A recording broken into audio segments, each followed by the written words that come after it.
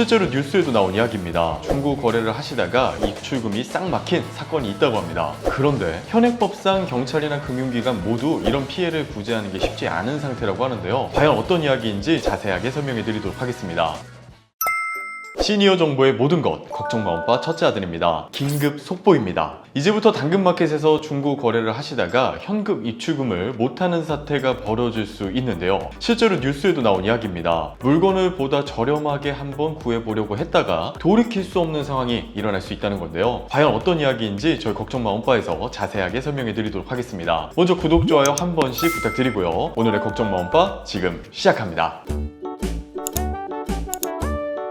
이제 당근마켓 같은 중고거래 플랫폼을 이용하는 건 특별한 일이 아닙니다. 한 언론에서 조사한 자료인데요. 왼쪽 그래프를 보시는 것처럼 전 연령대에서 50% 이상이 중고거래 플랫폼을 이용한다고 밝힌 바가 있습니다. 사실상 5명 중 3명 정도는 중고거래 플랫폼을 통해서 물건을 사거나 판 경험이 있는 셈인데요. 이렇게 모두가 한 번 정도는 이용하거나 들어봤을 이 당근마켓이 사기의 온상지가 되고 있습니다. 실제로 이번 9월에 일어난 일입니다. 정상적인 중고거래를 했음에도 불구하고 보이스피싱범 으로 몰려서 입출금이 싹 막힌 사건이 있다고 합니다. 그런데 현행법상 경찰이나 금융기관 모두 이런 피해를 구제하는 게 쉽지 않은 상태라고 하는데요. 실제 사례를 살펴보도록 하겠습니다. 서울에 사는 A씨는 당근마켓을 통해서 금목걸이를 B씨에게 팔았다고 합니다. 그리고 A씨는 은행 계좌로 돈이 입금된 것을 확인한 뒤에 자기 집 앞으로 찾아온 B씨에게 금목걸이를 건넸다고 합니다. 여기서 엄빠님들 문제될 부분이 보이시나요? 사실 누구나 이런 상황이라면 무슨 문제가 있겠냐고 생각하실 겁니다. 저도 마찬가지고요.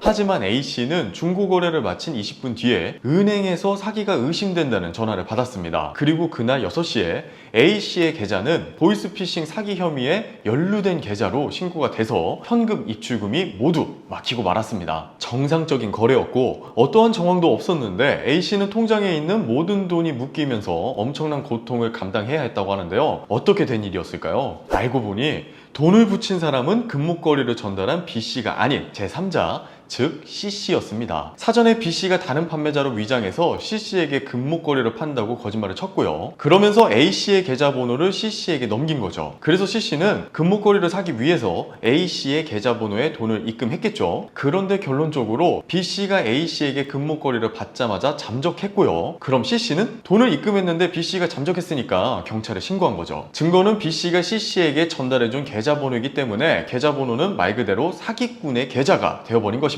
한편 A씨는 통장 입출금이 중단된 상태잖아요. 그런데 현행법상 이 계좌를 풀기 위해서는 먼저 C씨에게 돈을 돌려줘야만 한다고 합니다. 그래서 결국 A씨는 금목걸이도 잃고 C씨에게 다시 돈을 돌려줘야 하니까 돈도 잃는 아주 최악의 상황이 된 겁니다. 그런데 정말 보이스피싱이 힘든 게 뭐냐면요. 누가 도와주는 게 아니라 피해자가 이 사실을 증명하고 밝혀야 한다는 게 더 억울한 건데요. 실제로 A씨는 경찰서를 직접 찾아갔는데 경찰서에서는 A씨가 계좌로 돈을 입금받은 건 사실이기 때문에 일단 사기 피의자 신분이 되었고 금전적 피해를 보지 않은 것도 사실이기 때문에 고소를 진행할 수 없다는 대답이 돌아왔다고 합니다. 정말 억울했던 A씨는 은행을 이어서 방문했죠. 은행에서는 사기 거래가 아니었음을 입증하거나 C씨가 고소를 취하해야지만 금융거래를 제기할 수 있다는 답변을 들을 수밖에 없었다고 합니다. 그러면 C씨에게 고소를 취하해달라고 부탁해야 하는데 A씨는 당시에 피의자 신분이기 때문에 C씨에게 먼저 연락할 수는 없었고요. C씨 측에서 먼저 접촉을 시도해야만 합의도 볼 수 있다고 이야기를 들었다고 합니다. 근데 엄빠님들도 잘 생각해보세요. C씨 입장에서 A씨에게 연락을 할 이유가 없죠. 그래서 결국 A씨는 중고거래 당시에 찍혔을 CCTV를 경찰 측에 요청했고 동시에 C씨가 경찰에 사건을 접수해서 그제서야 피해 사실이 소명되었고요. 최종적으로 은행 계좌를 되찾을 수 있었다고 합니다.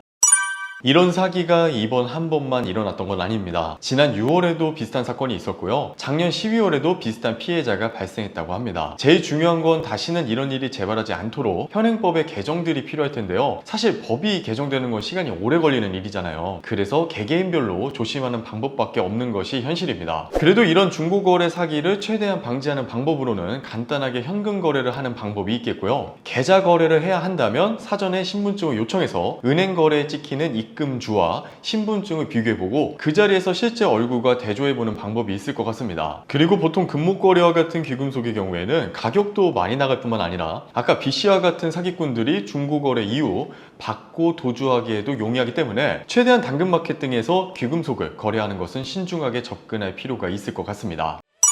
오늘은 몹시 나쁜 사람들 이야기를 전해드렸습니다. 저도 당근마켓을 하면서 동네 분들끼리 훈훈한 거래만 했던 기억이 있는데요. 이걸 악용하는 사람들이 있다니 참 마음이 아픕니다. 아까도 말씀드렸듯이 우리 엄빠님들이 조심할 방법이 일단은 최선책이기 때문에 오늘 영상 다른 분께도 많은 공유해 주시면 좋을 것 같습니다. 오늘 준비한 영상은 여기까지고요. 마지막으로 구독, 좋아요, 알림 설정 부탁드리면서 영상 마치겠습니다. 감사합니다.